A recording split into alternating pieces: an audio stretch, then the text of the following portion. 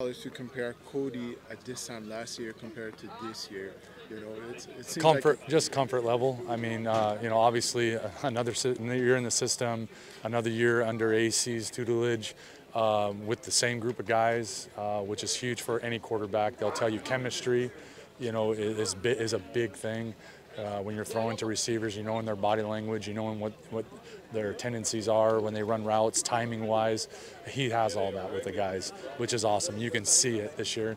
Obviously, confidence coming off of a great year and, playing at a high level. And, you can just tell he fits in. And, he has great camaraderie with the O-line, the whole team, really. I mean, I think there's a mutual amount of respect for everybody on this team that he has for them and they have for him.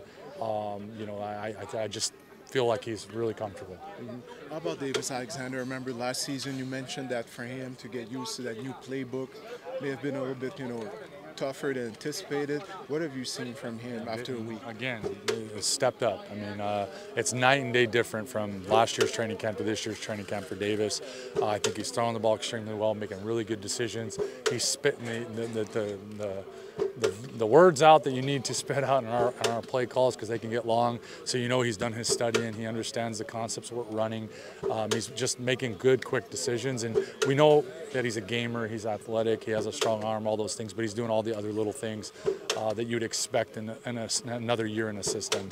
So he's taking that leap forward.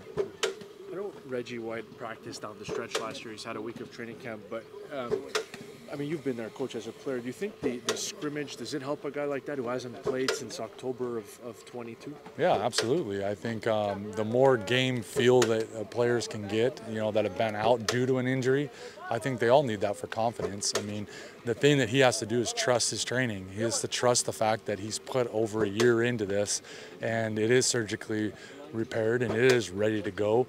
But until you get out there and do it and you're not thinking and you're just reacting again, I think that always takes time. So I think the more live bullets that Reggie can face, the more comfortable he's going to get and the better player he's going to be because we all know what his capabilities are. We just got done talking to Jason. He said it was day and night, compared for you a year ago.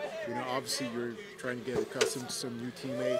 What is your assessment of your training camp so far after a week of practice? Yeah, as a team, it's been night and day different from last year. The camaraderie the team has, the feel we have for each other, the relationships we built last year throughout the season. When we came into training camp, I was just trying to get to know guys' names. And now you understand guys' names. Now you get to know what their favorite routes are, how they break their routes, receiver-wise, running backs, how they like to take the handoff, right? Offensive line, how they communicate, how they want me to communicate with them.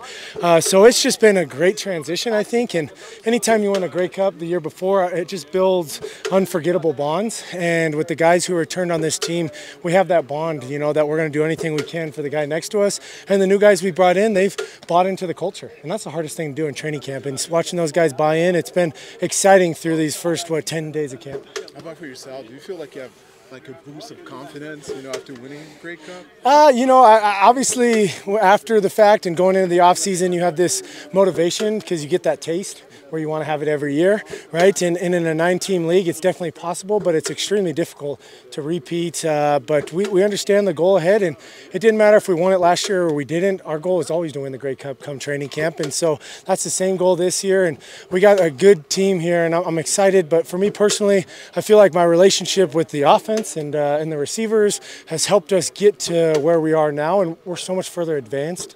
So I'm hoping that week 1, week 2, week 3, those early games, that were a little bit more complex on offense as opposed to last year where we had to kind of be a little bit more simple because we were just all getting to know each other. So I hope that helps us pay dividends early on in the season because towards the back half of the season, that's when we really started to understand each other, and I think that's why you saw that long winning streak. But hopefully we can start off in the right foot. Obviously, I have a tough first matchup going to Winnipeg, but we've gotten a lot better over the course of these last 10 days, and we got to continue to get better. I know you didn't get a chance to play with him on the field last year, but I'm curious what you've made of Reggie White since you've gotten to know him and what you've seen here throughout a week plus. Yeah, I watched him in 2022 just kind of tear up the league. So I kind of watched it from another team, but just watching him, he changed positions, right? So now he's going on the outside. He's not playing the inside anymore, and he is battling his tail off. Him and Tevin are both battling and battling. And that spot's up for grabs, right? With Austin Mack vacating, going to the NFL, you know, that's a spot that everybody's eager about, including myself. And so to watch those guys compete, but also they're friends off the field. Watch those guys laugh and joke around. That's the kind of culture Coach Maas has built here. You're going to compete on the field, but you're not going to turn your back against somebody off the field. And so it's been really fun to watch Reggie be that guy that I saw in 2022, and I know he's feeling way more confident in his knee and his body, and watching him make those incredibly big body catches has been really fun to watch for me, throwing it, and when I'm not in with him, seeing him do it.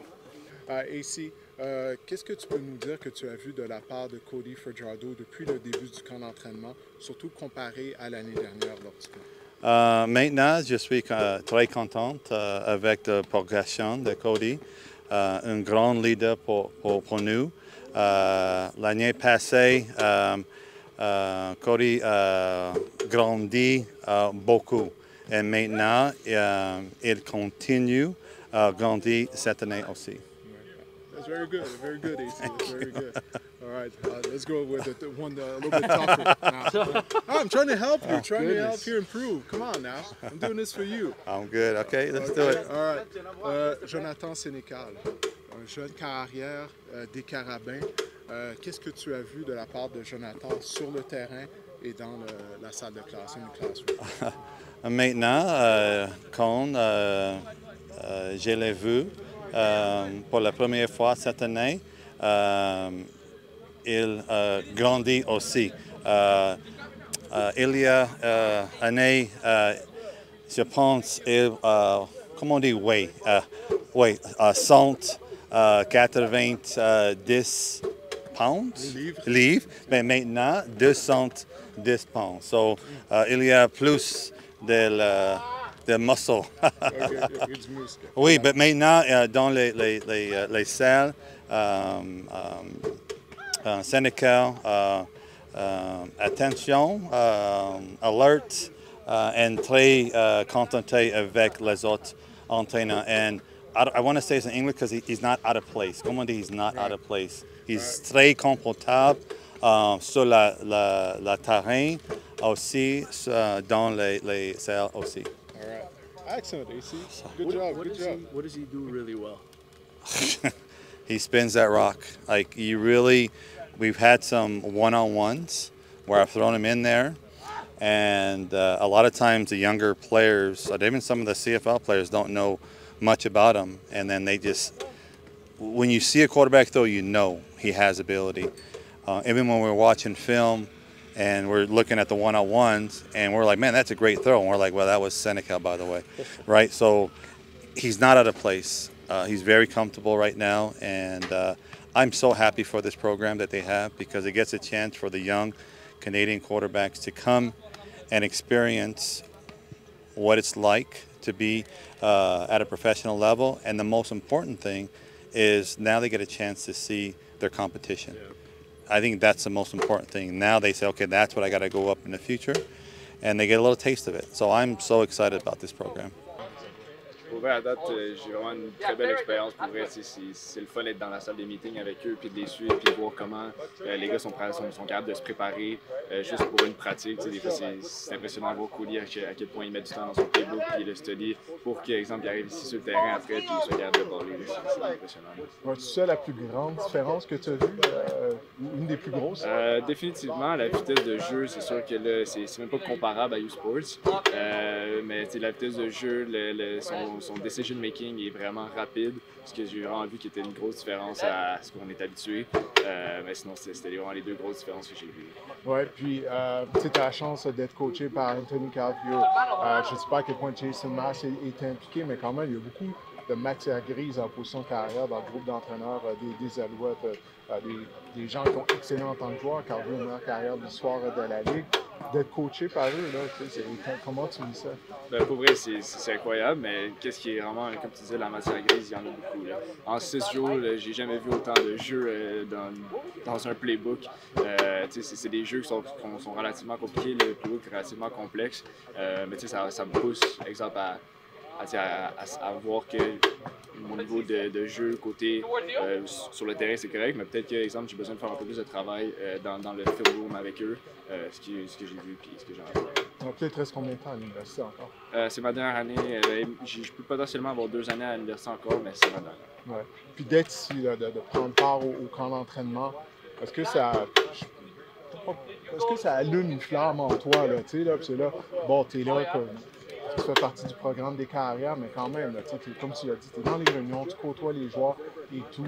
Est-ce que ça fait que la flamme en toi grandit là, de vouloir jouer dans les rangs professionnels encore? Ah, c'est sûr que là, en plus, là, c'est de plus en plus proche de jouer dans les rangs professionnels. Donc, c'est sûr que j'ai vraiment hâte, puis c'est sûr que je vais tout mettre de mon côté pour essayer que ça marche.